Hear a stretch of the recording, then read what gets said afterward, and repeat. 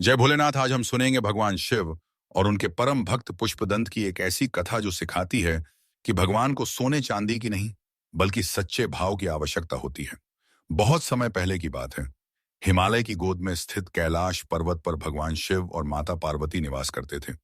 इसी धरती पर एक छोटे से गांव में एक गरीब लेकिन सच्चा भक्त रहता था, जिसका नाम था पुष्पदंत। पुष्पदंत के पास न कोई मंदिर था, न धन संपत्ति, लेकिन उसके हृदय में भगवान शिव के लिए अपार प्रेम और श्रद्धा थी।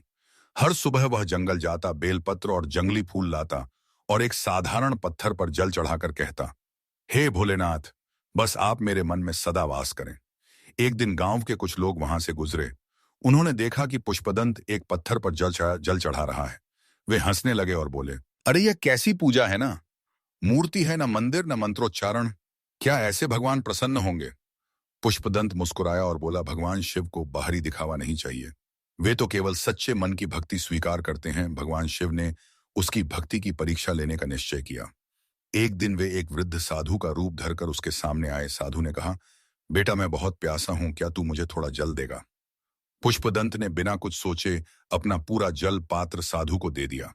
फिर उसने पत्थर की ओर देखा और कहा, भोलेनाथ, आज मैं आपको जल नहीं चढ़ा सका, पर शायद आपने ही किसी रूप में यह जल पी लिया। इतना कहते ही वहां तेज प्रकाश फैल गया। वह साधु स्वयं भगवान शिव के रूप में प्रकट हुए। उनके चारों ओर दिव्य आभा फैल गई और वातावरण हर हर महादेव के नाद से गूंज उठा। भगवान शिव मुस्कुराए और बोले, वत्स, पुष्पदंत, तूने समझ लिया कि सच्ची पूजा पत्थर या सोने की नहीं, मन की होती है। तेरे प्रेम और श्रद्धा से मैं प्रसन्न हूं। पुष्पदंत भाव विभोर होकर उनके चरणों में झुक गया। उसकी आंखों से आनंद के आंसू बहने लगे। भगवान शिव ने अपना हाथ उसके सिर पर रखा और आशीर्वाद दिया।